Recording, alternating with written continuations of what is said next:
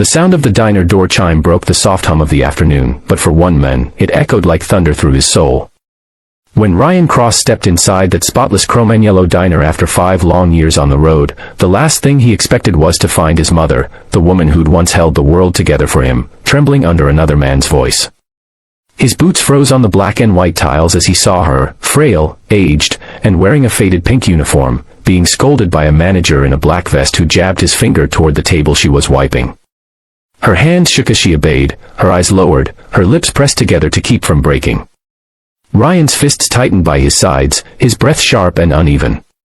He had seen fights, fires, and funerals, but nothing hit harder than this moment, his mother's dignity being stripped away in front of strangers. If you believe in kindness, forgiveness, and second chances, then please take a second to like this video, share it, and subscribe to Kindness Corner, because sometimes, the smallest stories hold the biggest truths about love, pain, and redemption. 5 years earlier, Ryan had left this town like a storm, angry, lost, and tired of poverty. He'd been a drifter, a biker, and a fighter who thought freedom meant cutting ties.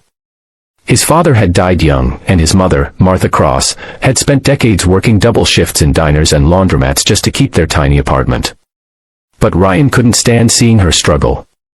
He'd told her he was going out to find a better life. What he really found was asphalt, loneliness, and 1,000 miles of regret. He rode with people who didn't ask questions, a brotherhood of rough men with louder engines than hearts, but who gave him the only family he had left. Yet every night, when the road grew quiet, her voice haunted him, the sound of her laughter, the way she said, "Come home safe, Ryan," as if she already knew he wouldn't. Now, as he watched her from across that diner, time stood still. The manager's voice cut through his thoughts again, sharp and cold. "Do it right this time, Martha," he barked, slamming his palm on the counter. Ryan noticed how the customers nearby turned their heads away, pretending not to see, but he saw everything, the tremor in her shoulders, the redness in her eyes, the way she swallowed her pride just to keep her job. He wanted to move, to step forward, to say something, but his legs felt heavy. For years, he'd been afraid of facing her, afraid of what he'd become, afraid that she'd look at him and see only the disappointment he carried. Behind him, 3 of his biker brothers walked in quietly, their boots echoing like thunder rolling in from a distant storm. They were rough men, the kind others avoided, but they had hearts shaped by loyalty. The diner's chatter fell silent as their black vests caught the sunlight through the glass doors.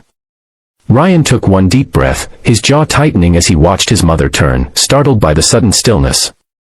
Her eyes met his for the first time in half a decade. Her face changed, first confusion, then disbelief, then a rush of tears she tried to hide by looking down. He stepped forward, slowly, as if every step was a lifetime between them closing. The manager frowned, crossing his arms, not realizing who he was dealing with. "Can I help you, gentlemen?" he asked, his tone stiff. But Ryan didn't answer. His voice was buried beneath 5 years of guilt and love. He simply kept walking until he was beside his mother. Then he gently took the cloth from her shaking hand, set it on the counter, and turned toward the men who had been shouting. The manager's expression faltered when he saw Ryan's eyes, calm but burning with quiet anger. "You don't talk to her like that," Ryan said, his voice low but steady, every word echoing through the diner like a warning. The men stammered, she missed a spot, but Ryan stepped closer, his height and silence enough to stop him mid-sentence. The other bikers stood behind him, arms crossed, watching. "Then clean it yourself," Ryan said softly. "She's done enough." The room went silent except for the faint sound of a coffee machine hissing behind the counter. The manager's pride evaporated into awkward fear, and after a moment, he backed away without another word. Ryan turned back to his mother, who was standing still, tears slipping down her cheeks. He didn't care that everyone was watching. He reached out, touched her shoulder gently, and whispered, "I'm sorry, Mom." She blinked up at him, her lips trembling. "Ryan. I thought you were gone." He shook his head. "I tried to be. But I couldn't stay away forever." For a long time, she didn't speak. Then, with her voice breaking, she said, "I kept your room the same way." That one sentence shattered him more than any fight ever could. All those years he'd been running from the idea of coming home, and all along, she'd been waiting with the door open. They sat in that yellow booth for hours, talking quietly, while his biker brothers stayed near the door, giving them space. Ryan learned she'd kept working to pay the rent, never asking anyone for help, never telling anyone where her son had gone. She'd prayed for him every night, even when she had no reason to believe he'd come back. When they finally stood to leave, she tried to hide her tears, dabbing her eyes with a napkin.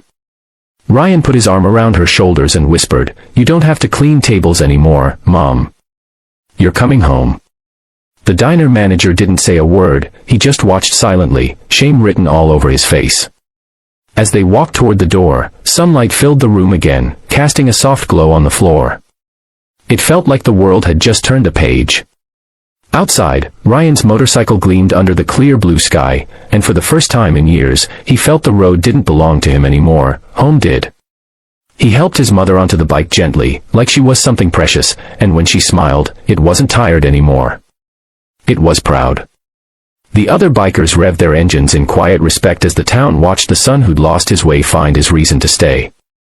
If this story touched your heart, please like, share, and subscribe to Kindness Corner, because kindness can change lives, and love can always bring someone home. Before you go, tell us in the comments, would you forgive yourself and go back home if you could rewrite your past?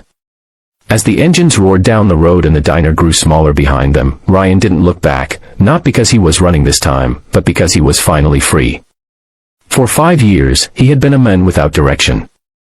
But that day, he found his compass again, and it pointed straight to his mother.